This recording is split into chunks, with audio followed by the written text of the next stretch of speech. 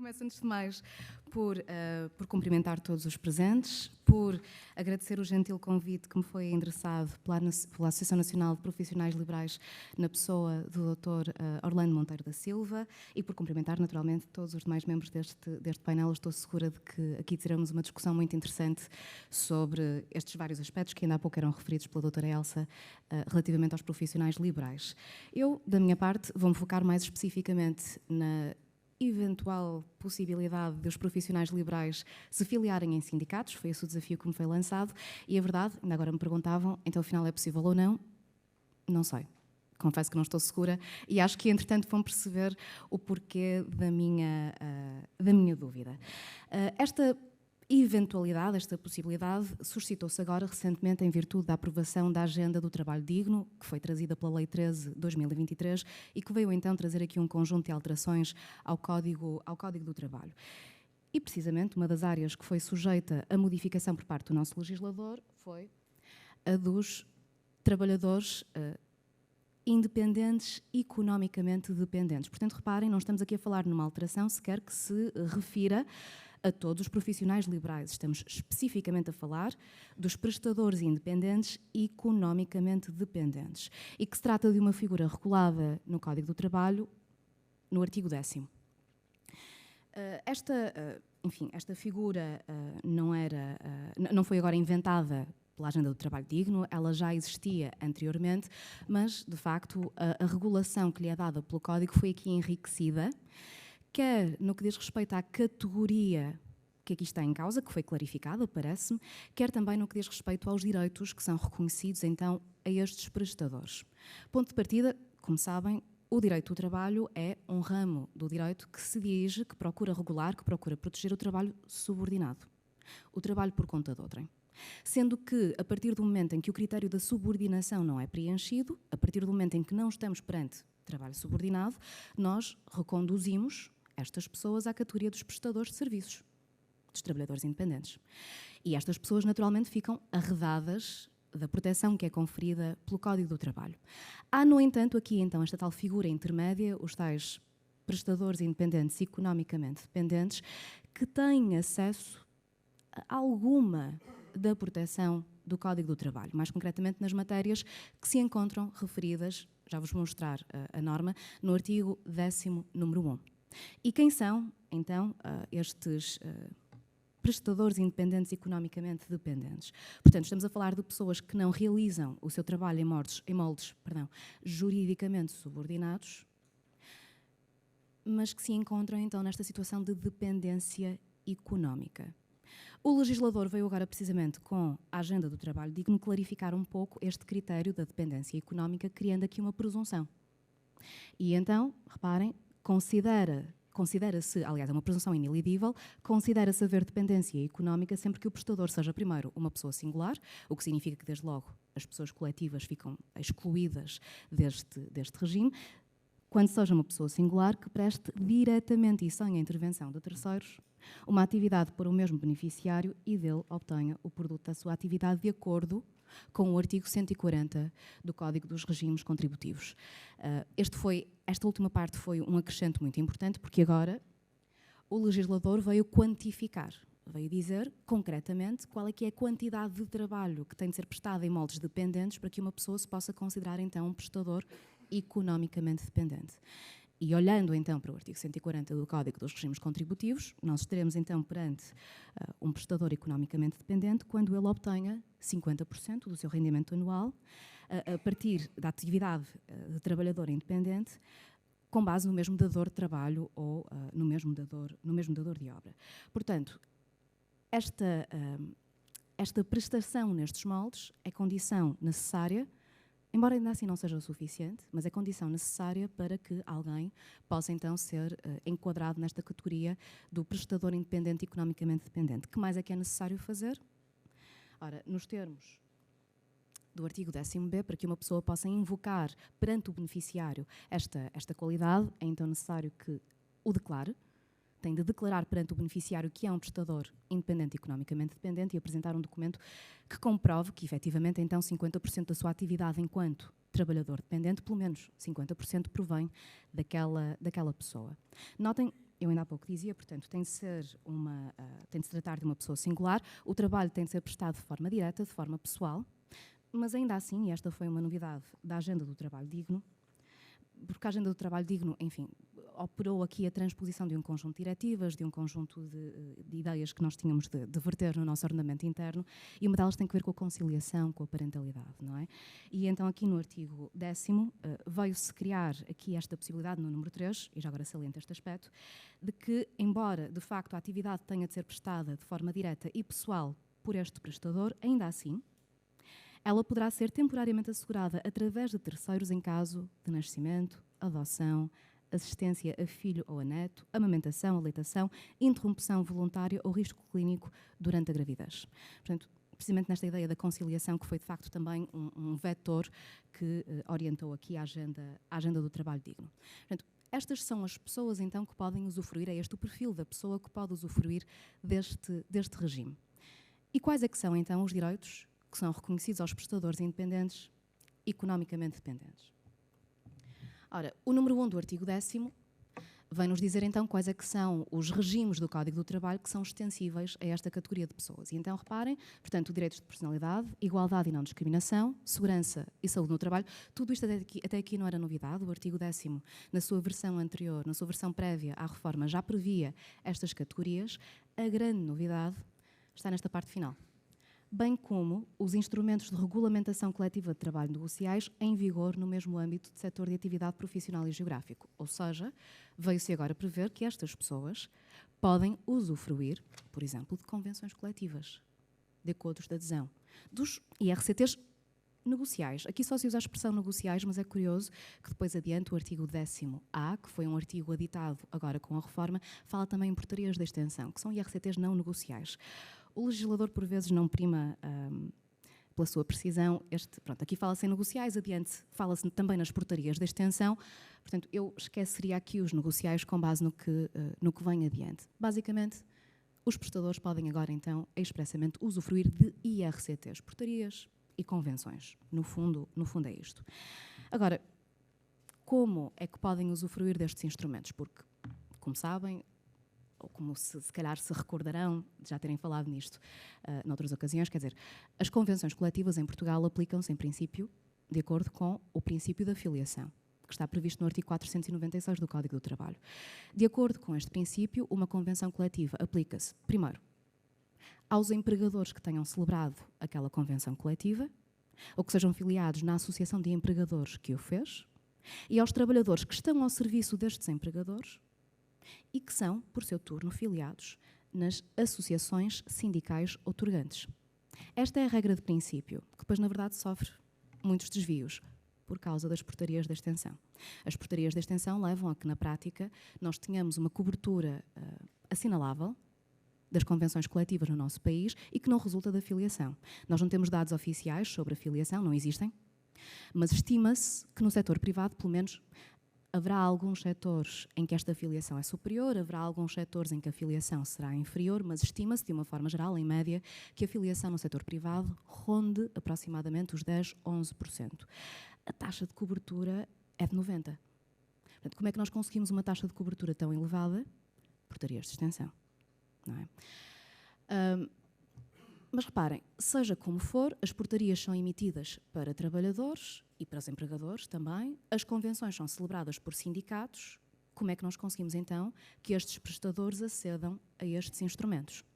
Ora, o artigo seguinte, que também foi, então, aditado com base nesta reforma, o artigo 10º-A, vem-nos explicar um pouco melhor como é que esta representação coletiva por parte de sindicatos e como é que este acesso a IRCTs, aos instrumentos de regulamentação coletiva, podem então ocorrer. E então, reparem, portanto, as pessoas em situação de dependência económica, nos termos que já vimos anteriormente, têm então direito à representação dos seus interesses por associação sindical e por comissão de trabalhadores, têm direito à negociação de IRCTs negociais específicos para si, através de associações sindicais. Reparem, os sindicatos mantêm aqui o monopólio da celebração das convenções coletivas, não passam a ser outro tipo de associações a ter este papel. Têm também direito à aplicação dos IRCTs negociais já existentes e aplicáveis a trabalhadores. Isto é um pouco polémico, na verdade, porque reparem, até agora as convenções que foram celebradas com base naquele paradigma do trabalhador subordinado. Como é que se vai fazer esta aplicação a trabalhadores que não são subordinados? Não é? As convenções não foram pensadas nesse registro, portanto isto é um pouco peculiar. E tem direito, e era por isso que eu vos dizia, para esquecermos um bocadinho esta coisa dos negociais, tem direito também à extensão administrativa, como? Bem, através de portarias de extensão. Como é que esta representação, portanto, eles têm direito a tudo isto, mas como é que isto se vai concretizar? Ainda não sei muito bem, porque diz depois o número 2 do artigo 10º-A, então este direito vai ser definido em legislação específica. Eu procurei, escrevi um artigo recentemente sobre isto. À data não havia esta legislação específica, estive à procura agora para esta minha intervenção aqui, continuo sem a encontrar. Portanto, para já ainda não temos essa legislação. E o que é que vai então determinar essa legislação? Como é que se dá, desde logo, este acompanhamento destes prestadores por comissões de trabalhadores e associações sindicais? Portanto, eu neste momento não sei como é que isto vai ser feito. Nós temos aqui duas hipóteses. O legislador pode sim permitir que os prestadores independentes e economicamente dependentes criem e se filiem em sindicatos, ou então pode determinar, que é uma solução um pouco peculiar, mas pode determinar, e confesso-vos, neste momento, pelo menos para já, sem mais dados, é para isso que eu estou a pender, pode determinar que esta representação se vai dar, sem que, todavia, os prestadores se possam filiar nos sindicatos. E já vos explicarei porque é que penso, à partida, que esta será a solução que vai ser implementada na prática. Depois, por outro lado, outro aspecto também curioso é que este número 2 determina ainda que esta legislação específica vai dizer então, no fundo, como é que estas convenções vão ser negociadas, sendo certo, reparem, que a negociação das convenções especificamente dirigidas para os prestadores independentes e economicamente dependentes requer a consulta prévia de associações de trabalhadores independentes representativas do setor. Ora, é até, confesso-vos, esta parte aqui que me faz pensar que o legislador, quando criar esta legislação específica, talvez não dê o passo de permitir que os prestadores independentes criem e se filiem em sindicatos. Antes da aprovação da Agenda de Trabalho Digno, com base, enfim, a versão inicial, a proposta 1515, era um pouco mais clara a este respeito, porque a dada altura, referia lá, eu até transcrevi para aqui, portanto, dizia que este acompanhamento, portanto, vai ser definido este acompanhamento, ainda que delas... Bem, confesso-vos que agora não estou recordada se é o número 2, se era o número 1, mas basicamente a proposta na qual se baseou este artigo dizia a dada altura, ainda que delas não possam ser membros. Portanto, havia aqui uma expressão mesmo no final que dizia expressamente ainda que delas não possam ser membros. O legislador deixou cair isto. Não é? E até podíamos dizer, ora bem, se deixou cair esta menção ainda que delas não possam ser membros, é porque se calhar quer que delas possam ser membros. Mas então, nesse caso, porque é que está a dizer aqui que os sindicatos, quando forem celebrar convenções coletivas em representação destas pessoas, porque é que está a dizer que eles têm de consultar as associações representativas do setor? Isto não acontece em relação a nenhum dos trabalhadores. Os sindicatos, a partir do momento em que representam os seus membros e para eles negociam, não têm de consultar absolutamente ninguém. Aliás, parece-me até que há aqui um risco de uma certa ingerência na atividade sindical. Então o sindicato não é o porta-voz dos interesses dos trabalhadores, necessita de falar com outras associações, sobretudo se estivermos a falar dos seus membros. Isto não me parece fazer muito sentido. E é isto que me faz suspeitar que, embora tenha caído aquela parte final, ainda que delas não possam ser membros, é isto que me faz suspeitar que, quando tivermos esta legislação específica, o legislador talvez não venha, apesar de tudo isto, consagrar a possibilidade de estas pessoas, de estes prestadores, criarem e se filiarem em sindicatos. Tudo isto, neste momento, em todo caso, é especulação. Não vos posso dar uma resposta concreta a este respeito. Posso, em todo caso, advertir que, se isto suceder, esta será uma solução um pouco peculiar e talvez um pouco insatisfatória da perspectiva destes prestadores, não é? Porque, reparem, a maioria dos sindicatos em Portugal, há algumas exceções, mas a maioria dos sindicatos em Portugal tem recursos escassos, não é? E, portanto, a motivação dos sindicatos será, à partida, e acho que faz todo sentido, negociarem em nome e em representação de pessoas que, das duas, uma, ou são seus membros, ou podem vir a ser, porque mesmo até no contexto das portarias de extensão, reparem, as convenções passam a aplicar-se a trabalhadores que não são membros dos sindicatos, mas que podem vir a ser. Portanto, há uma motivação para negociar, há uma motivação para alocarem os seus recursos para esta atividade. Qual será a motivação dos sindicatos para negociarem em nome e em representação destes prestadores se eles não forem nem puderem ser seus membros? Vão alocar recursos para isso? Eu tenho algumas dúvidas, não é? E parece-me que, se de facto for esse o caminho que nós aqui estamos a seguir, nós estamos a dar um passo, e com isto vou já terminar para não gastar demasiado tempo, nós com isto estamos a dar um passo, sem dúvida, no sentido de nos alinharmos mais com as tendências que estão neste momento a ser sentidas ao nível da União Europeia. A União Europeia está cada vez mais preocupada com os prestadores economicamente dependentes. A Comissão Europeia, até com umas guidelines que libertou recentemente, vem admitir a celebração de convenções coletivas que abranjam estes prestadores, entendendo que não ponha em causa o artigo 101 do Tratado sobre o Funcionamento da União Europeia. Portanto, não há aqui a violação da proibição da cartelização, de acordos de concertação de preços. E isto também estaria em linha com a Carta Social Europeia, com as convenções da OIT, que dizem que das quais se retira que quando nos encontramos perante pessoas em situação de vulnerabilidade económica, mesmo que elas não tenham um contrato de trabalho, elas devem sim poder filiar-se em sindicatos, criar e filiar-se em sindicatos e usufruir de contratação coletiva, mas se eu estiver correta, e de facto a legislação for neste sentido, nós vamos ficar a meio caminho. Estamos a oferecer-lhes, pelo menos teoricamente, a possibilidade de acederem a convenções coletivas, mas não lhes estamos a dar a liberdade sindical. O que os deixa aqui assim numa situação algo manca, parece-me, pelo menos. Eu estarei evidentemente disponível para questões, mas de facto não quero ocupar demasiado tempo. Muito obrigada. E fico por enquanto por aqui. Obrigada.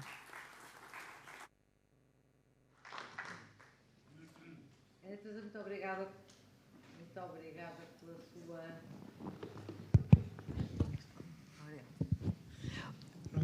Ana Teresa, muito obrigada pela sua intervenção. Realmente as visões são muito diferentes, não é? As visões entre os profissionais liberais, o Estado, quem nos regula e quem faz a legislação são bastante diferentes. Nós temos uma posição divergente, julgamos, quanto à proteção da vulnerabilidade económica dos profissionais liberais. Temos uma visão mais liberal e pedia ao João Ascenso, que é diretor da Associação Nacional dos Profissionais Liberais, advogado, especialista em direito fiscal, que nos dissesse como é que vê este contrato social, como é que vê, na nossa perspectiva e na perspectiva da Associação, a proteção fiscal e o contrato social que estamos a propor, que medidas é que a Associação Nacional dos Profissionais Liberais tem vindo a propor e como é que julga que tudo isto pode proteger efetivamente os profissionais liberais, diferente desta visão mais estatizante e mais sindicalista, se bem tem, com todo respeito pelos sindicatos, que no Brasil a palavra sindicato tem outra sonoridade e tem outra representação, como aprendemos hoje de manhã e muito bem, mas em Portugal julgo eu que não tem a mesma ressonância e nós gostaríamos de evoluir para um mundo mais liberal. João.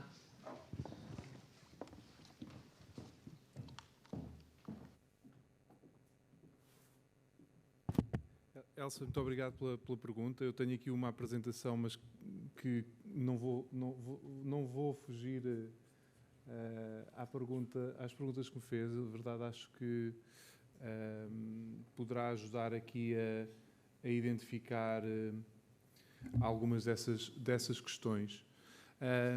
E queria também relacionar esta minha intervenção com também o painel anterior e também com o que a professora Ana Teresa nos referiu, que tem sido a proposta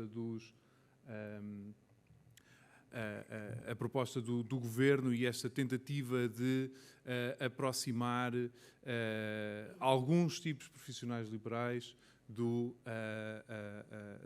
trabalhadores dependentes.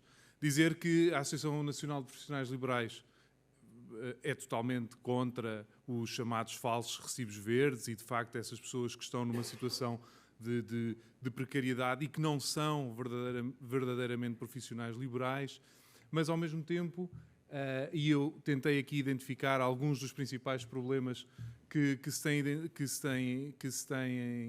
com que nos deparamos quando falamos dos profissionais liberais. E uma dessas dificuldades que eu acho que não está aqui, mas nas propostas também que eu apresento a seguir, também transparece um pouco, é esta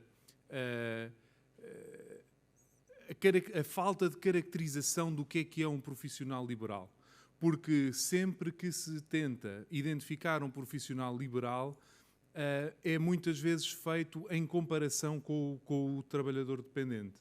E a tendência que temos vindo a assistir aos últimos tempos, e que a apresentação anterior também denota, é que as soluções que têm sido propostas para combater a precariedade, os falsos recibos verdes e tudo mais, têm sido só a de estender e de alargar os conceitos de trabalho subordinado e estendê-los a pessoas que juridicamente não têm essa relação, não têm um contrato de trabalho, mas que economicamente acabam por estar numa situação semelhante. O problema, às vezes, destas generalizações e destas presunções inilidíveis e destes índices muito rígidos no que toca aos 50%, para além de toda a incerteza que lhe está associada, é também o facto de poder abarcar uma série de profissionais que poderiam ser profissionais liberais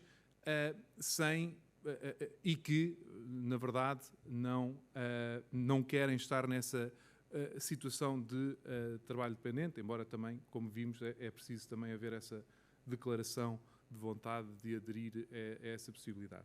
O que nos interessaria, e é um debate que vai ser feito a seguir, também do Estatuto do Profissional Liberal, o que nos interessaria era, acima de tudo, que pudéssemos definir o que é o profissional liberal, perceber quem é que são estas pessoas, quais são as suas especificidades e idiosincrasias.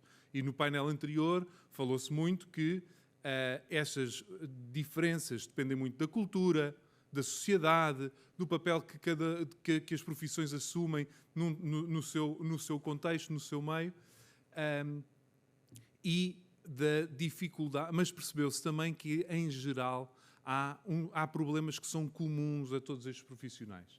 Algumas dessas características que eu tentei identificar aqui é a complexidade e incerteza da atividade do profissional liberal, a complexidade associada ao trabalho eminentemente intelectual e qualificado, a incerteza decorrente não só das incertezas do mercado, mas da própria incerteza que é gerada nas burocracias com que os profissionais liberais têm de trabalhar. A maior parte das pessoas não são fiscalistas, não são contabilistas e têm de assumir uma série de responsabilidades burocráticas que, quando não são corretamente cumpridas, acabam por ter custos muito significativos e custos implícitos que estão aqui nesta atividade. As questões dos custos de cumprimento e compliance, não só as fiscais, mas agora também todas estas novas obrigações de proteção de dados, de cibersegurança, todas estas novas realidades que o profissional liberal, isoladamente, também tem de conseguir dar resposta. Depois, em geral, os custos de segurança social são superiores àqueles que são suportados pelos trabalhadores. Claro que não estou a contar aqui com a contribuição dos empregadores, mas os custos suportados pelos trabalhadores e pelos profissionais liberais é superior, com um nível de proteção inferior ou altamente condicionada, exatamente porque, embora se tente criar uma equiparação dos direitos que são conferidos a trabalhadores por conta de outrem e a trabalhadores independentes, na prática, o acesso efetivo a esses benefícios é muito diferente, e basta pensar numa situação de doença em que um trabalhador pode faltar e um profissional liberal, só ao fim de 11 dias de estar doente, salvo erro, são 11 dias, 11 dias de estar doente, é que pode pedir baixa. Portanto, já estamos a falar numa situação em que já não trabalhou durante metade do mês e só aí é que pode começar a ter algum apoio. A questão do risco profissional e também do erro e dos custos dos seguros profissionais que estão associados. Também vamos ouvir falar disso neste painel. A questão que eu acho que é muito curiosa de estarmos a falar da multidisciplinariedade e da desregulação das profissões sem se discutir a questão da transparência fiscal e da concorrência desleal entre sociedades profissionais e sociedades limitadas normais. Eu já explico um bocado melhor isso. E depois estas questões dos novos problemas que temos.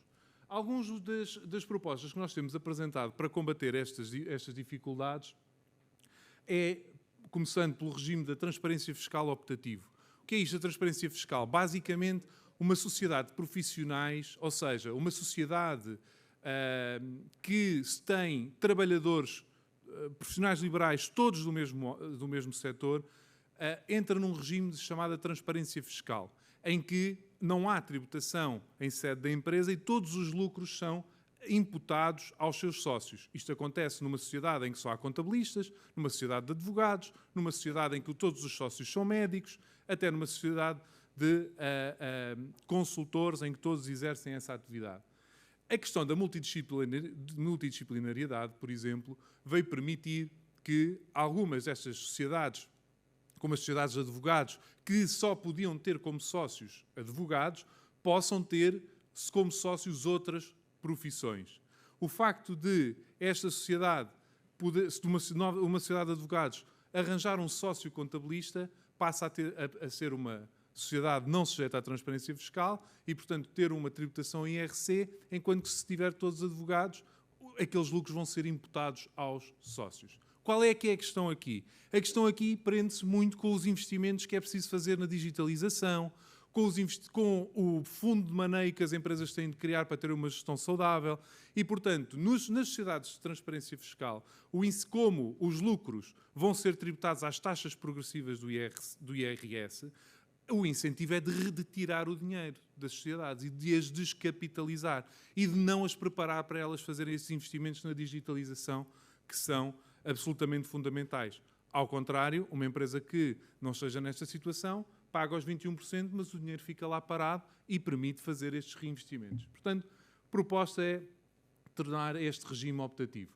Depois, para tentar a desburocratização, propomos o aumento dos limites de isenção para os 25 mil euros, que é o limite que está na diretiva europeia e que a nossa vizinha Espanha pratica. Atualmente, o limite são os 12.500, portanto, quem receba menos de 12.500 anuais no ano seguinte está isento de IVA e nós pretendemos alargar isto porque o IVA, para estas pessoas, apesar de ser neutro, não ter um grande impacto, acaba por ter um impacto em termos dos custos de ter de contratar um contabilista, de não poder falhar com as suas obrigações declarativas, enfim, aumenta bastante a complexidade e os custos implícitos da atividade.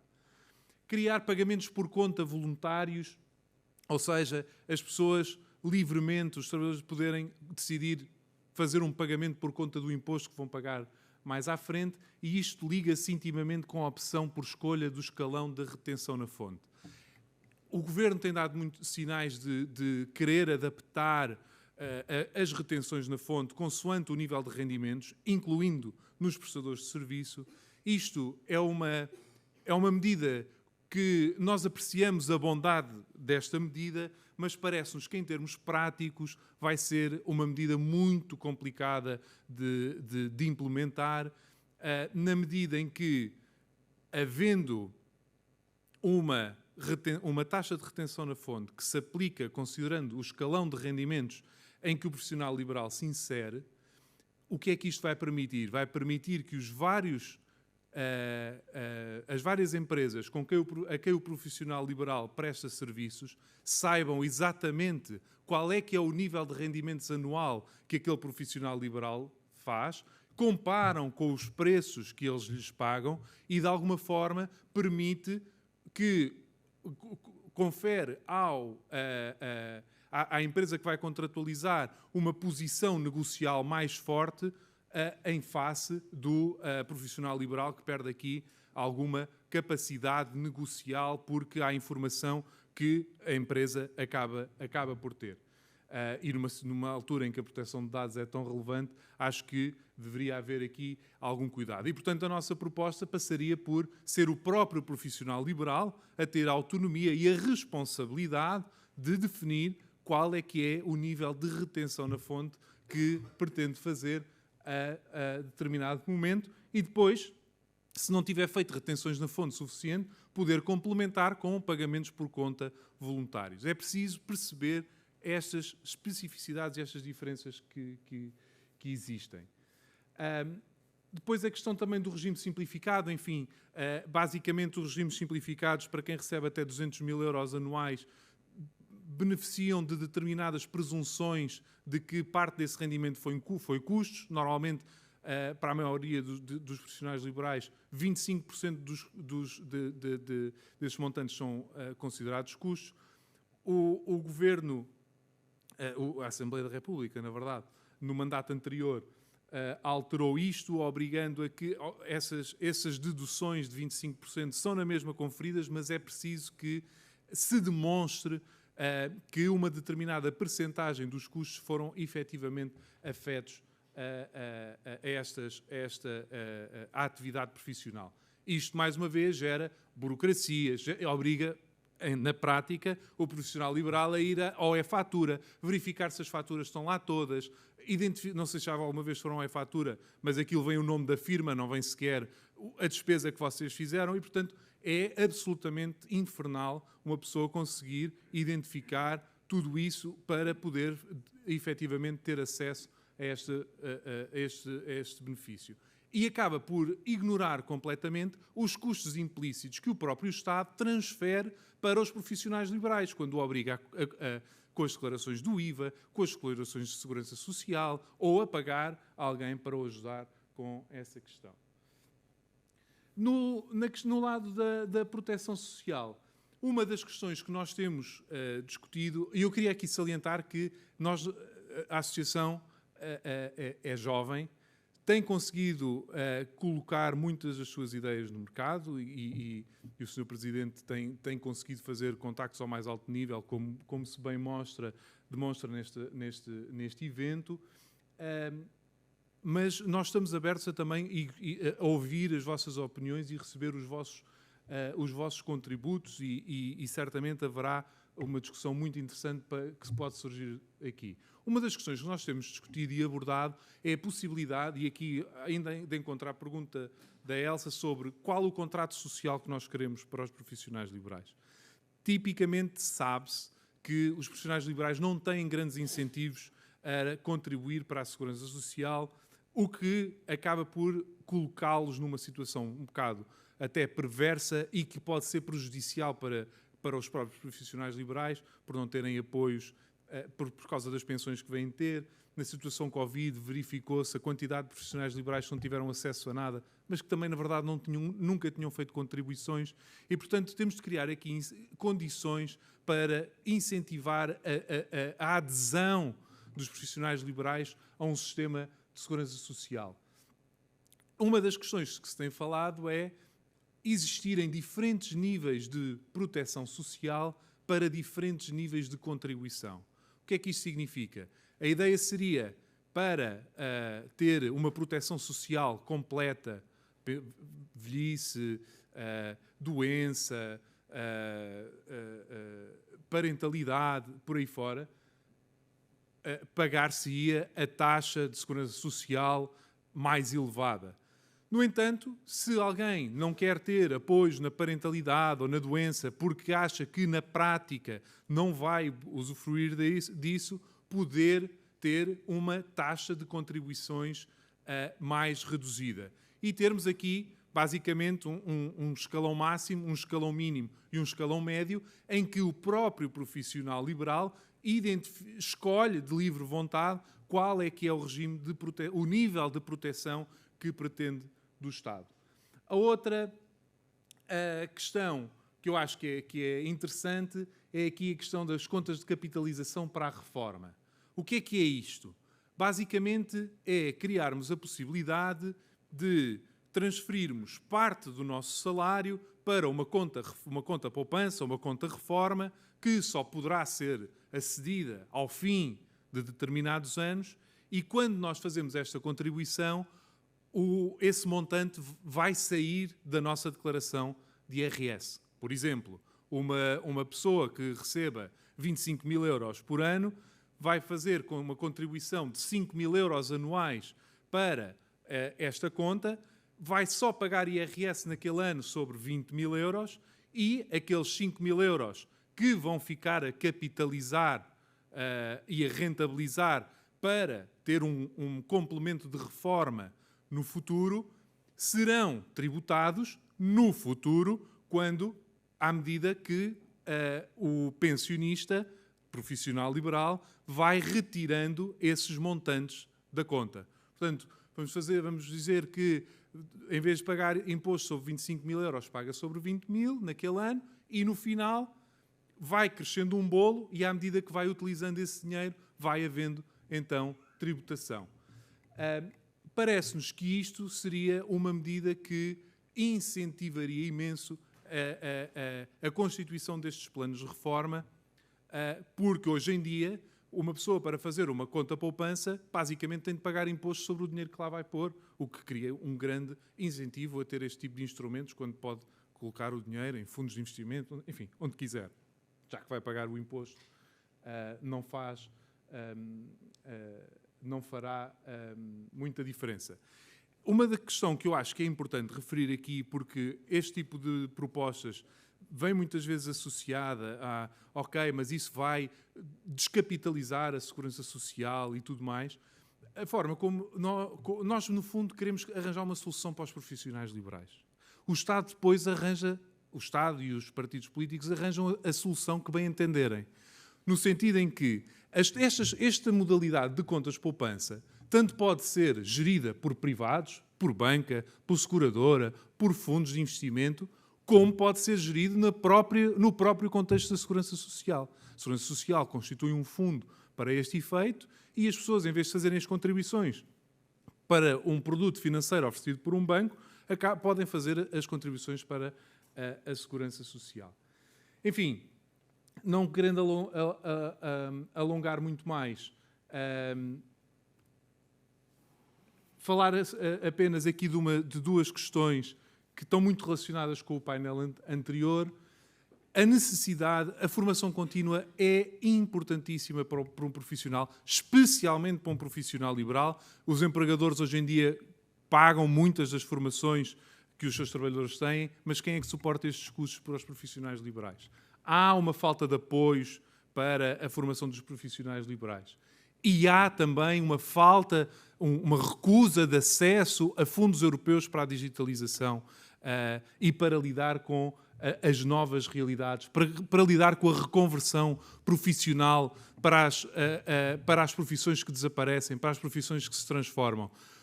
Para terem ideia, os fundos europeus dedicados à digitalização só podem ter como concorrentes empresas. Um profissional liberal sozinho tem de pagar todos os sistemas informáticos do seu próprio bolso. Como é que um profissional liberal que trabalha sozinho consegue competir com uma estrutura empresarial se não tem acesso aos mesmos apoios para a implementação do digital, dos programas que lhe permitem tornar o seu tempo mais eficiente, que lhe permitem controlar um maior número de processos? E, portanto, se nós não damos apoio e não empoderamos os profissionais liberais para terem este apoio e conseguirem eles próprios suportar estes custos, vão os profissionais liberais ter de pedir esses sistemas às próprias empresas, colocando-se, se calhar, numa situação de dependência económica, quando, na verdade, não precisavam de estar dependentes economicamente. E pronto, acho que foi suficiente para começar aqui a lançar o debate não quero colocar a Elsa numa situação muito complicada. Obrigada, Nuno. Obrigada, João. Realmente este é um mundo muito complexo. Nós vamos ter a oportunidade já de debater na segunda ronda todas estas questões. Eu agora queria convidar o Nuno Catarino da APROSE, Associação Nacional de Agentes e Corretores de Seguros, a falar-nos um bocadinho como é que nós podemos responder a toda esta complexidade, a todos estes riscos, qual é o papel da APROSE relativamente aos seus associados, como é que ele vem desenvolvendo todas estas vertentes e como é que são as suas recomendações para a gestão de risco dos profissionais liberais, que são alguns dos seus associados. Muito bem.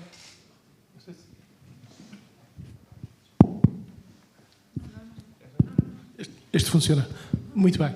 Bem, boa tarde a todos. Obrigado pelo convite e queria também cumprimentar todos os meus colegas de painel. Em primeiro lugar, só fazer uma pequena apresentação da APROSE. Como disse, é a Associação Nacional dos Agentes e Corretores de Seguros. Nós, em Portugal, hoje em dia, existem cerca de 10.500, segundo os últimos números, agentes e corretores de seguros. Corretores são poucos, são 60, o resto são agentes, tanto podem ser singulares como coletivos. E mais ou menos a divisão singulares são, vamos dizer, 60%, 65%, e os coletivos, que são empresas, já são cerca de 40%. A maioria começou todos como individuais, muitos deles até em part-time, a conjugar com outras profissões, seja contabilistas, seja na parte imobiliária, seja outro tipo de profissões, e foram evoluindo e a maioria depois foram atingindo outro tipo de dimensão. 99,9% são portugueses, se calhar entidades tidas por estrangeiros são 20, 25%, portanto estamos a falar um nível muito pequeno, mas tem vindo uma mudança muito grande. Vemos de 25 mil há 10 anos agora para cerca de 10 mil. Bem, fazendo esta pequena introdução aqui dos nossos membros, a primeira situação é nós dentro da associação, o apoio que damos muito apoio ao nível jurídico, ao nível da formação. Há bocado estava a ouvir aqui as apresentações, porque muitas destas entidades, sejam individuais, seja mesmo empresas, são muitas vezes pequenas empresas e nos individuais em média faturam 20 ou 30 mil euros de remunerações, não é de lucro. Pois temos este sempre tema que é o que é faturação não significa lucro, nesta atividade como noutras. Damos esse apoio, esse grau de necessidades que têm. A parte jurídica é uma parte muito procurada, porque também tem havido várias alterações nos últimos anos e damos apoio mesmo em situações até laborais, portanto, em vários tipos de apoio. Damos também na formação, e a formação contínua, como a formação obrigatória, é muito relevante e muito importante, e é também a nossa academia é um dos papéis que tenta apoiar de forma mais significativa, mas depois também em muitos outros aspectos que decorrem, e estamos a ver os mediadores em Portugal existem de norte a sul, e se calhar são das profissões mais espalhadas, quer dizer, existe desde Miranda do Douro, lá embaixo ao Algarve, Vila Real, Santo António, até se calhar menos nas grandes cidades em proporção, e são muito valorizados pelas pessoas, pelos consumidores, e portanto é normal e tem havido muita concorrência ao longo dos anos, de vendas de outro tipo de vendas, vendas telefónicas, venda através da banca, mas a cota de mercado é enorme. Nós temos uma cota de mercado, se calhar, de 65%, 67% dos seguros vendidos em Portugal. Bem, passando um bocadinho aqui para o tema do risco, que também é um tema importante. E há bocado está a ver aqui a última apresentação, grande parte dos riscos podem ser transferidos para seguros, seja ao nível da reforma, seja ao nível da segurança social, e há aqui uma coisa que eu discordo, é ver este fundo dentro da segurança social, que é sempre um perigo. O Estado, quando tem o dinheiro do lado deles, pode sempre alterar as regras a meio do jogo, quando se estiver numa entidade privada, depois se é uma seguradora, um banco, um fundo, a gerir o risco é menor, e o que é também, muitas vezes, também uma discussão ideológica, mas o risco é claramente menor e, portanto, não temos o risco de um próximo orçamento do Estado haver uma alteração e o benefício passa a dar para B e o que era uma expectativa criada ao longo do tempo diminui ou desaparece. Mas há outros tipos de necessidades que pode ser transferido. Quer dizer, eu vou dar vários exemplos, por exemplo, saúde.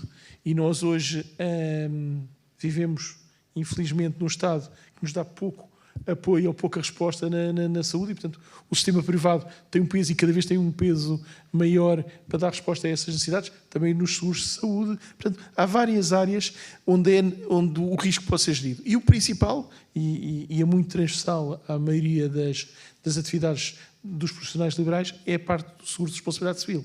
Responsabilidade civil profissional, desde os advogados, aos médicos, a psicólogos, a todas essas áreas, e aí os seguros deram resposta desde do momento zero.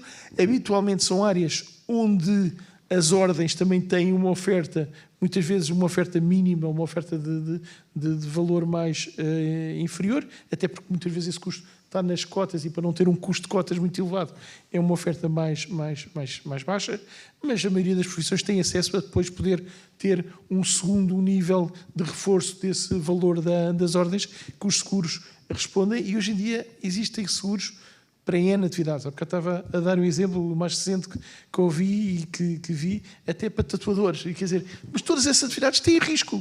Mesmo o próprio tatuador, que eu não sei quantos existem em Portugal, mas não devem existir muitos, penso eu. Estão a crescer. Não sou especialista ainda, se calhar. Não sabe o dia da manhã, mas... Não sabe. Nunca sabe. Isto pode haver... Diga.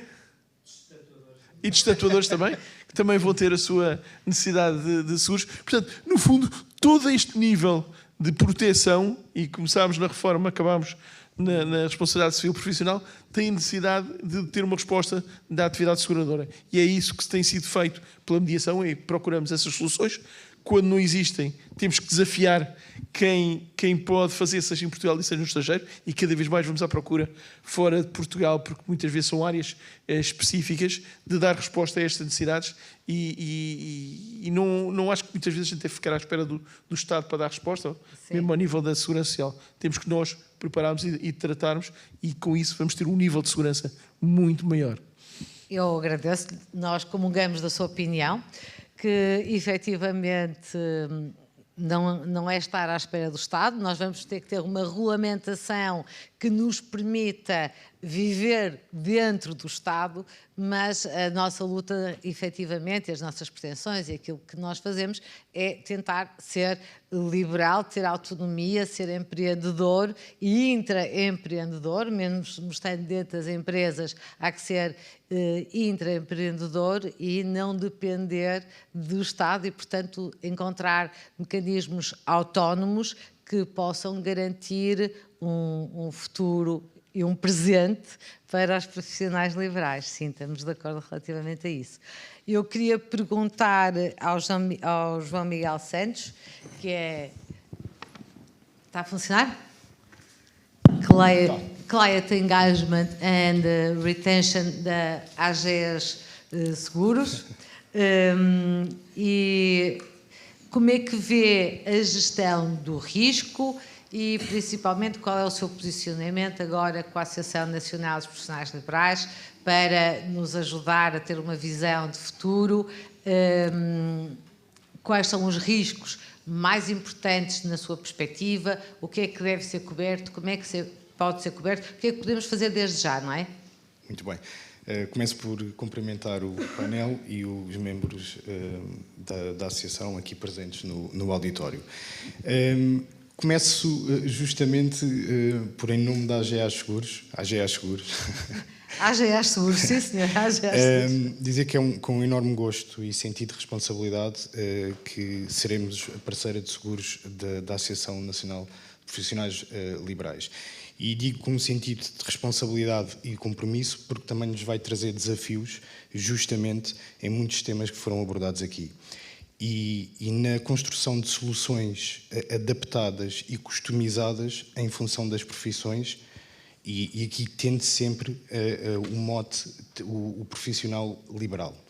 Nós, atualmente, na AGEAS Seguros, temos um capital de experiência já bastante alargado em várias profissões, nomeadamente na área da saúde, na área da engenharia, da arquitetura, e que são chanceladas, se quiserem, até por protocolos com ordens e associações profissionais há mais de 45 anos.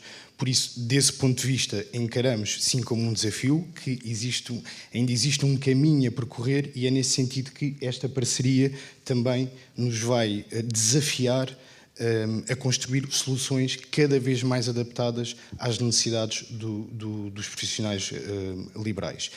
Do ponto de vista do risco, e que o Nuno Catarino abordou também muito bem, e não querendo estar a repetir o que foi dito, há aqui muito uma lógica de nós, enquanto grupo segurador, de ter ou de fornecer uma proteção global para o cliente, ou seja, que vá, neste caso, para os profissionais liberais, que vá para além dos seguros não obrigatórios, e em Portugal existe muito, infelizmente, ainda, e não é só nesta área, mas eu diria que ainda transversal, muito o consumidor procura tão somente e fica pelos seguros obrigatórios, e desprotege, ou seja, quer a sua atividade profissional, quer a sua atividade,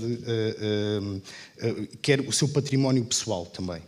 E nós entendemos que a linha que separa os ativos pessoais e profissionais dos profissionais liberais é muito tenue, ou seja, os imprevistos acontecem, nós numa seguradora vivemos diariamente, e efetivamente um episódio inesperado que aconteça na vida pessoal tem um reflexo automático isto do ponto de vista do profissional liberal, ou seja, no exercício da sua atividade.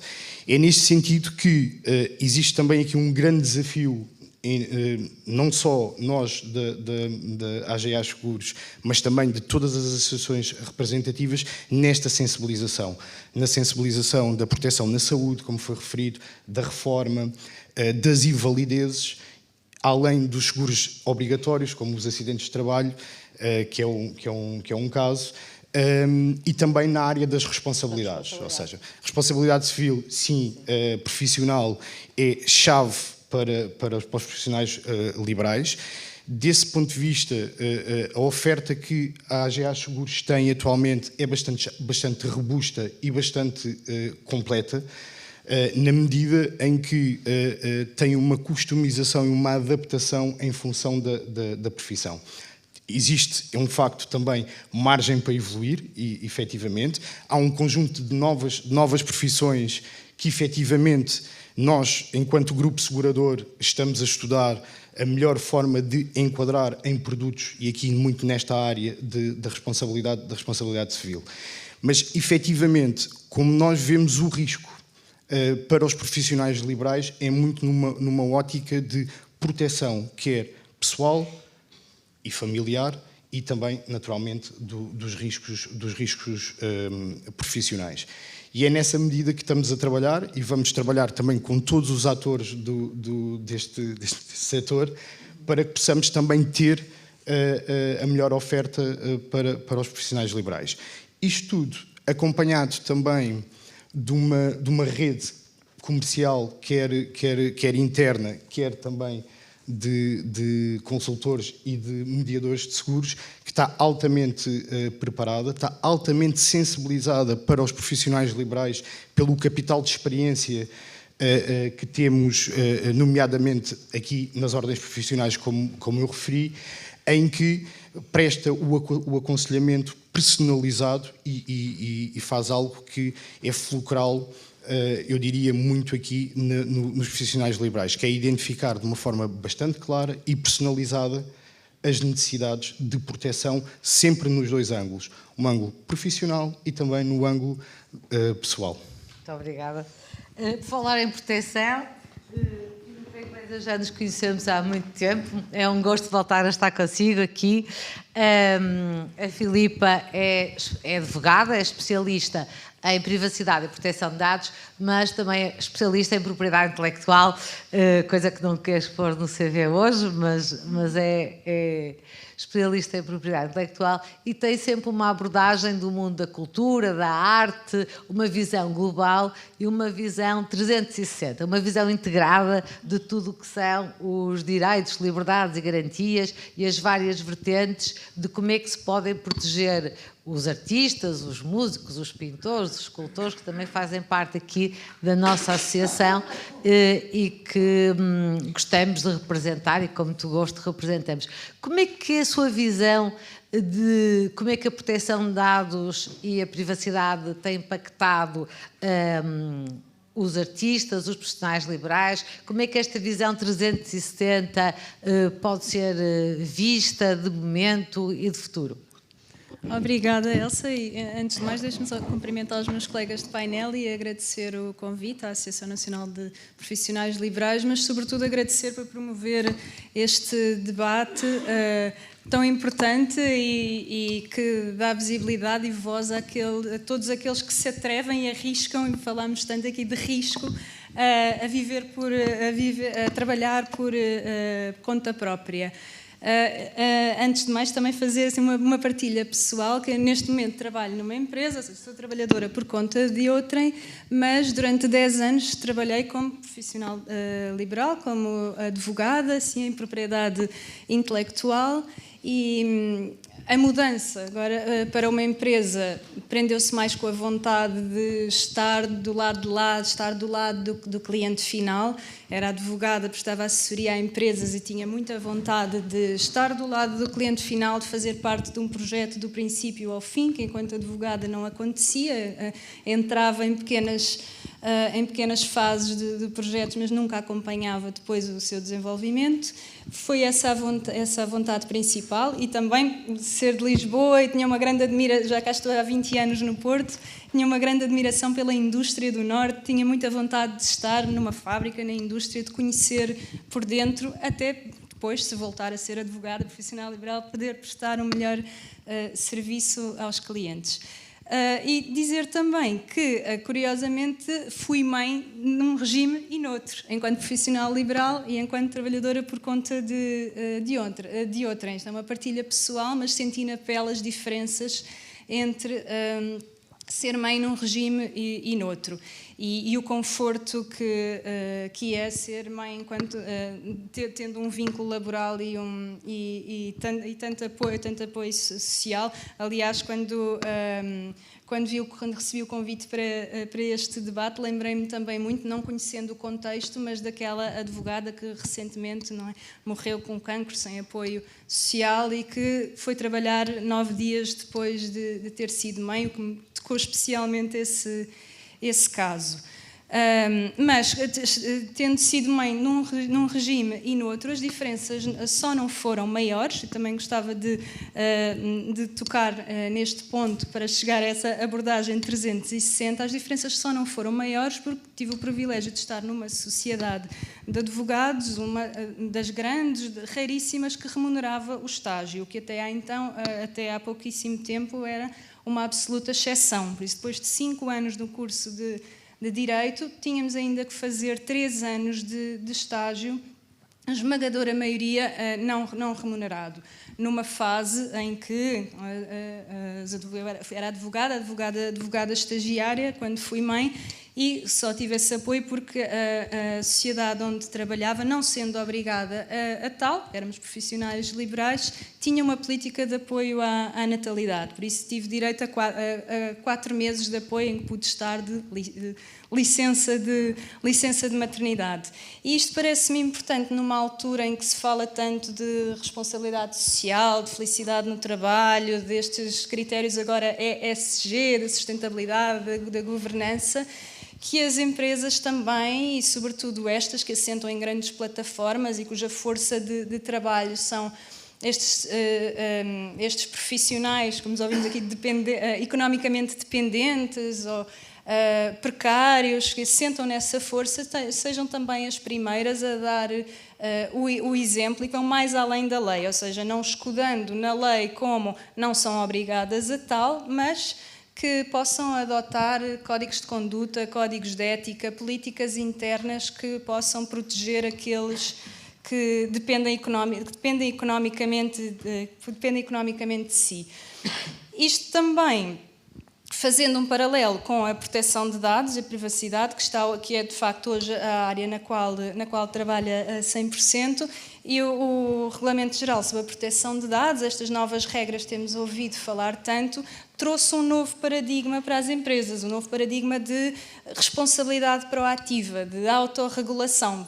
Antigamente tínhamos um controle administrativo prévio, qualquer empresa que quisesse tratar dados, seja instalar uma câmara de videovigilância, ter uma aplicação, um site, tratar dados pessoais, tinha que pedir uma autorização, no nosso caso, à Comissão Nacional de Proteção de Dados, esperar por essa autorização antes de proceder ao tratamento. Neste momento, o que o RGPD, o Regulamento Geral sobre a Proteção de Dados, trouxe, sobretudo, foi um novo paradigma de responsabilidade proativa. Deixam de existir essas autorizações, já não é preciso pedir autorização, mas, por outro lado, as empresas têm não só que cumprir, mas demonstrar que cumprem com as regras de proteção de dados.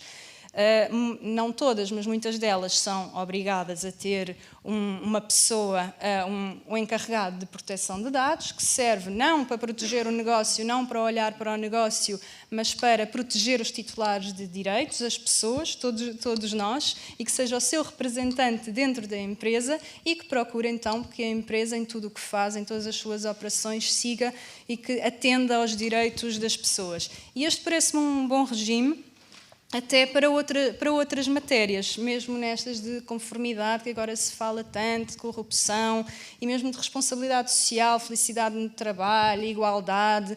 É também um bom paralelo seguir códigos de conduta, códigos de ética, que as empresas se autorregulem, façam mais e não se escudem na lei, porque pode-se cumprir a lei e ainda assim não ser ético.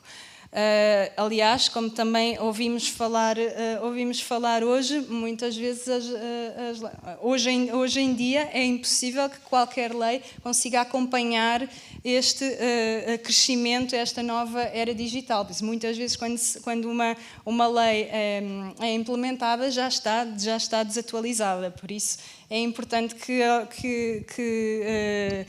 pelo menos as empresas usem, não só como marketing, que é outro risco, mas que vejam a privacidade, a proteção de dados pessoais, a propriedade intelectual, os apoios que esta força de trabalho merece, sigam os princípios, o chamado, por exemplo, soft law. Soft law é um direito que, não sendo lei, não tendo força de lei, serve como orientação, como dando um expoente máximo à Declaração Universal dos Direitos Humanos, e muitos destes direitos que hoje aqui ouvimos falar são direitos humanos universais, que devem ser garantidos para que haja uma dignidade mínima, e que, se as empresas seguirem esses princípios, os princípios da Organização Nacional das Nações, a Organização Nacional das Nações Unidas, por exemplo, ainda agora saiu uma sobre a ética na inteligência artificial, é um bom caminho, um bom ponto de partida para que, enquanto não há,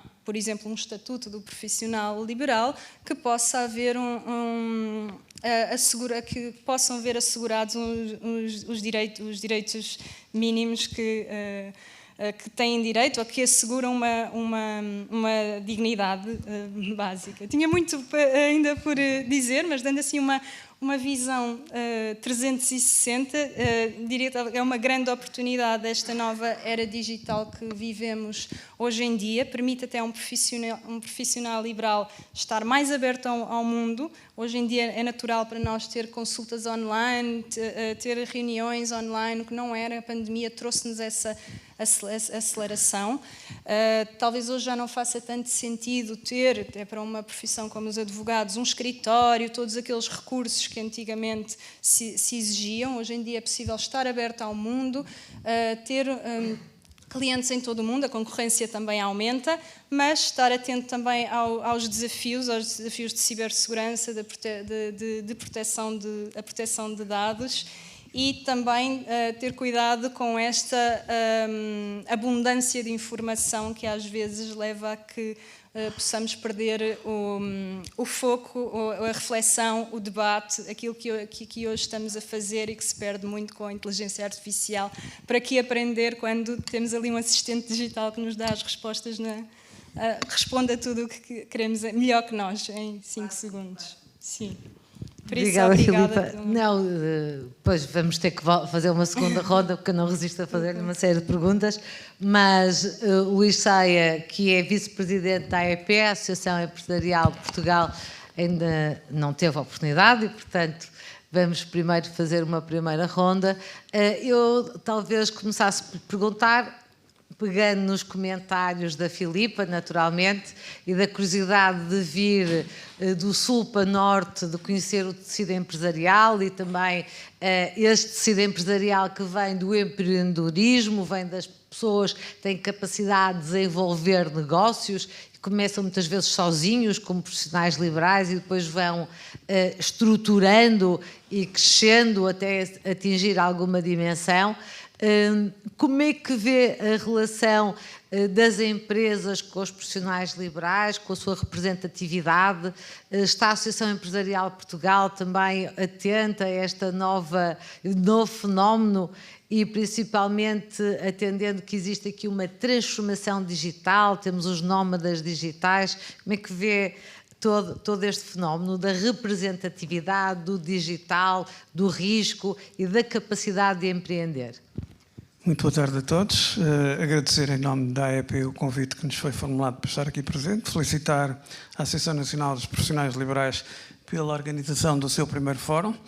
E desde já cumprimentar todos os colegas de painel, os seus oradores, conferencistas, público em geral. Portanto, e dizer que é um gosto enorme poder estar aqui convosco neste dia tão especial para vocês. A pergunta que faz é desde logo muito pertinente e está no âmago da AEP. Portanto, desde há muitos anos, são 175 anos que se vão cumprir no próximo ano, o apoio, portanto, ao tecido empresarial, não só da região norte, mas até mais recentemente no todo nacional. E a grande maioria das empresas, tanto que hoje são grandes, foram, na altura, pequenas, fruto da iniciativa individual de muitos empreendedores. E era por aí que eu queria precisamente começar. A grande parte dos profissionais liberais, portanto, e de regra geral os trabalhadores, portanto, independentes, são empreendedores que estão de alguma maneira escondidos, portanto, ou seja, que não são relevados pelo Estado muitas vezes e pelas entidades, mas de facto são grandes contribuintes para o PIB, porque nós sabemos que o PIB nacional, grande parte é serviços, e estas atividades desenvolvem-se no âmbito dos serviços e, portanto, desde logo a sua contribuição, até pelo número, e a Associação sabe disso melhor do que eu, certamente, qual é a representatividade que tem em termos de força laboral, portanto, e de facto isso é extremamente importante, porque desde logo são empreendedores muito responsáveis, porque criam o seu próprio emprego, portanto, desde logo está tudo dito, portanto, assumem a responsabilidade por inerência e depois conseguem, na maior parte dos casos, expandir o seu próprio negócio, portanto, num crescimento orgânico que é muito saudável, portanto, no empreendedorismo.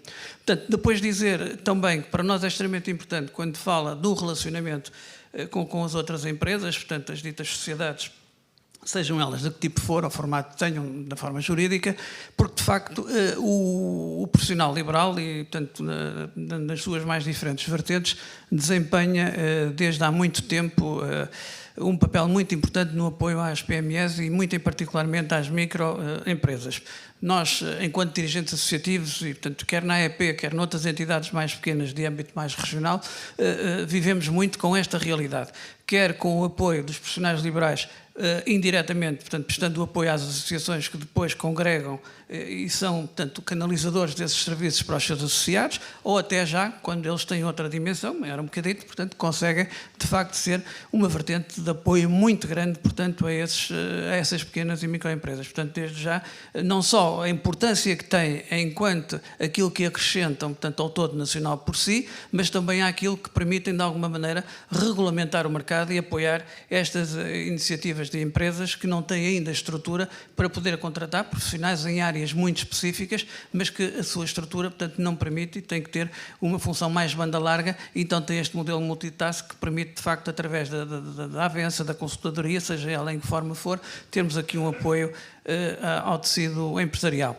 Julgo que me falou também, eventualmente, da digitalização, de alguns desafios que aqui temos. Pois, O que vos posso eu dizer, portanto, num mundo em permanente mudança, onde hoje em dia o novo normal, portanto, é o anormal, portanto, se as coisas estiverem bem, portanto, desconfiem, portanto, nós vivemos numa incerteza permanente, onde é muito difícil, portanto, na altura dizia-se, na minha área de formação sou engenheiro químico, portanto, o princípio da incerteza de Heisenberg que diz lá qualquer coisa que não se pode conhecer a velocidade e a posição da partícula, porque num nível microquântico, quando se tenta chegar à velocidade, o comprimento da radiação que lá chega desvia o ponto da partida. Portanto, eu aqui também diria que economia e tempo são duas variáveis que não podem estar na mesma equação, porque senão ela torna-se irresolúvel. Portanto, porque de facto há aqui, a economia depende muito da sociedade, aliás, é uma ciência social, como sabem, portanto, e é muito difícil de termos previsões, seja o que for. Aliás, basta dizer, isto não é, penso que é público, já houve diferentes prémios Nobel que defenderam teorias completamente opostas. Portanto, ou seja, isto não há modelos certos, o que eles fazem é uma interpretação dentro daquilo que são parâmetros que se consegue chegar e, de alguma maneira, conseguir depois predizer aquilo que possa vir a acontecer, mas com esta variante da incerteza. E, obviamente, que em profissionais, como estamos a falar, e aqui ressalvo mais uma coisa que acho extremamente importante, em períodos de recessão que vivemos, os profissionais liberais são os primeiros, certamente, a serem afetados. Isto desde logo, porquê? Porque prestam um serviço variável, ou seja, portanto não é um serviço fixo, e normalmente as empresas, quando se têm que tornar mais leves, portanto mais magras, entre aspas, portanto, na sua estrutura de custos, a primeira coisa de que se podem livrar, entre aspas, não devia de ser assim, depois vão pagar a fatura mais à frente, são daqueles que lhes prestam serviços, portanto, normalmente, e que lhes podem dispensar, porque não há um vínculo fixo. Isso acontece também com as associações empresariais. Normalmente, muitos empresários, em situações de crise, de dificuldade, a primeira coisa quando olham para a sua estrutura de custos é cortar logo as cotas das associações, porque acham que é aquilo que se podem livrar mais facilmente, embora se demonstre depois que é um erro, e muitos regressam, felizmente, com sucesso. Muito obrigada. Acabaram de me avisar que eu tenho que terminar e, portanto, tenho o direito a fazer 3 perguntas telegráficas e eu não querendo discriminar, portanto, vou escolher o João Acesso só para telegraficamente... Desculpa? É a assistência que vai fazer as perguntas? Está bem. Eu já me preparava para as fazer, porque eu tenho uma pergunta para o João, uma pergunta para o João Miguel e uma pergunta para a Filipa. Não posso. Boa tarde. Eu peço desculpa roubar-lhe a oportunidade de fazer perguntas, mas eu tenho aqui uma pergunta um bocadinho técnica, mas em homenagem a quem trabalhou estas questões mais de natureza jurídica dos profissionais liberais, eu não queria deixar de fazê-la, porque é um detalhe, mas é um detalhe extremamente importante. Não sei se têm consciência, os juristas que estão no painel, que a um trabalhador independente que tenha tido subsídio de desemprego por ter sido dependente economicamente e que chega à altura da reforma, não tem direito, por ser trabalhador independente, não tem direito à reforma antecipada por desemprego de longa duração. Como sabem, tem benefícios, porque a penalização só começa a contar a partir dos 62 anos e não dos 66,4. Eu soube disso recentemente, porque algumas pessoas estiveram nesta situação, e soube também que a Provedoria da Justiça, portanto a Provedora da Justiça, está a averiguar a situação e já contatou os líderes políticos e o Governo no sentido de referir que é inconstitucional aquilo que está a passar. Não sei se tem consciência disso, portanto, no fundo, está vedado à reforma antecipada por desemprego de longa duração aos trabalhadores independentes, só é acessível aos trabalhadores por conta de outrem. Muito obrigada pela sua pergunta. Não sei se o João quer responder, do tal telegraficamente.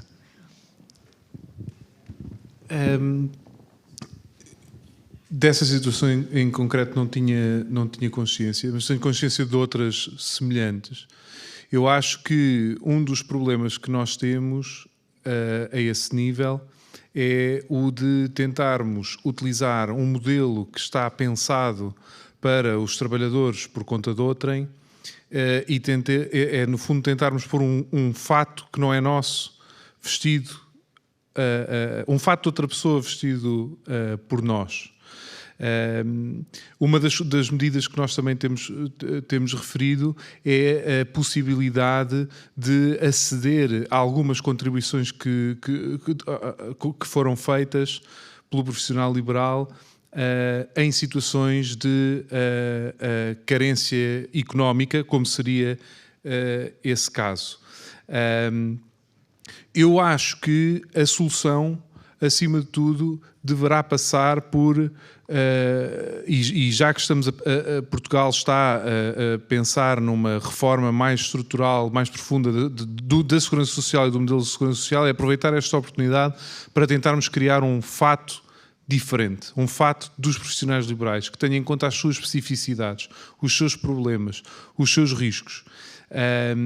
E que evite que, por estarmos a tentar equiparar situações que nem sempre são comparáveis, acabe por criar estas situações de injustiça, como essa que referiu, mas também como a dos apoios ao Covid, os apoios à doença e por aí fora. Portanto, não tinha conhecimento e agradeço a partilha. Sei que, à semelhança dessa, há muito outras situações em que os profissionais liberais acabam por, na prática, não ter acesso à proteção social que deviam ter, mas penso que a solução passa por pensarmos num modelo que faça sentido para as especificidades que temos. Talvez, não sei se quer comentar. Não, a área especificamente da Segurança Social, confesso que não a investigo tanto, mas lá está, eu percebo que de facto haja aqui uma certa dificuldade em assentar estes modelos quando depois nos encontramos perante especificidades tão marcadas, não é? Portanto, eu concordo com essa asserção. Obrigada, professora. Profissionais liberais é um modelo em debate, é o primeiro fórum, vamos ter muitos mais, de certeza. Aceitamos mais 2 perguntas.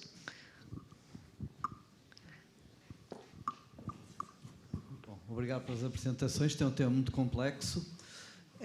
Como é que fica enquadrado o tema dos nómadas digitais? Não estamos a trabalhar em soluções do passado, olhando para o futuro. Tenho 2 filhos, a minha filha é nómada digital, não está em Portugal, está a trabalhar para uma empresa americana, mas gostaria que viesse para cá, mas obviamente tem uma dependência económica do empregador como nómada digital. Nós estamos a apostar muito nos nómadas digitais, mas a legislação pensa vai em sentido contrário. Não sei quem é que está neste momento. Não querendo monopolizar. Sim, quem tiverem contributos. O tema dos nómadas digitais acho que é muito interessante. E acho que há uma total desintonia entre aquilo que é o discurso político e aquilo que é a realidade e as opções jurídicas que existem. Porque o que nós ouvimos é, ainda bem que há mobilidade, eu posso ser, no mundo digital, posso ser contratado a partir de qualquer parte do mundo, mas depois os sistemas de segurança social estão pensados ainda numa lógica muito conectada com o território e não com a localização do serviço. E isso traz alguns riscos jurídicos de incumprimento. Por exemplo, há a convicção de que, generalizada, de que um nómada digital estrangeiro que esteja cá não tem a obrigação de pagar segurança social cá. Mas não é isso que diz a lei. A lei diz que ele deve estar aqui, mas também ninguém o informa, é difícil manter controle e, portanto, há aqui muitas vezes uma margem de incumprimento grande e uma espécie de mercado paralelo em que temos pessoas que cumprem porque não têm outra forma se não cumprir e temos outras que cumprem e não há rigorosamente nenhum controle nem nenhuma informação sobre essa matéria. Talvez o João Miguel pudesse dizer alguma coisa. Não Sim. sei se a reais sobre global ou uma solução integrada que permita a estes nómadas digitais cobrirem o seu risco em diversas geografias ou fazerem PPRs noutras geografias ou poupanças para uma vida futura, porque é tudo luzes e maravilhoso, mas os riscos existem, a responsabilidade extracontratual existe, a saúde também, então há soluções de cobertura de risco para os nómadas digitais? Um desafio na área dos seguros relativamente aos nómadas digitais, não é só aqui no enquadramento que foi dado, nomeadamente para a definição e contabilização do risco, e estou aqui a falar mais do ponto de vista de acidentes de trabalho, ou seja, é um tema que as seguradoras e nós enquanto grupo segurador nos estamos a debater. Existem soluções, ou seja, para os nómadas digitais, mas ainda é de um nível de customização ainda baixo. Okay? Isto do ponto de vista do risco do trabalho. A nível da poupança, a nível dos seguros de saúde, aí já há uma oferta, eu diria, mais robusta e mais complementar. Na medida em que são seguros que não estão tão dependentes do âmbito geográfico, excluindo aqui talvez a saúde, mas efetivamente permitem fazer uma aferição do risco mais fácil para as seguradoras e efetivamente aqui temos e já existem no mercado soluções de seguros. Mas efetivamente é também um comportamento que nós também estamos a medir, ou seja, o comportamento quer do ponto de vista de risco, quer do ponto de vista de como é que são inseridos ou que se inserem na própria sociedade, e é algo que estamos bastante atentos e que efetivamente e estamos certos que cada vez mais, até com a evolução dos nómadas digitais, vamos ter o mercado e nós, a AGA Seguros, teremos soluções adequadas também para essa tipologia de profissional. Muito obrigada. Julgo que ainda temos espaço para a última pergunta, se houver uma última pergunta. Parece que não. Portanto, eu não resisti a fazer muitas, mas temos um compromisso a seguir e temos que cumprir horários. Queria agradecer a todos a disponibilidade, a atenção, o enorme contributo e muito obrigada por terem vindo ao primeiro Fórum dos Profissionais Liberais. Vamos de certeza continuar a ter mais fóruns e a contar com todos, com a vossa presença, com a vossa participação e com o enorme contributo que quiseram dar. Muito obrigada. Obrigada a todos.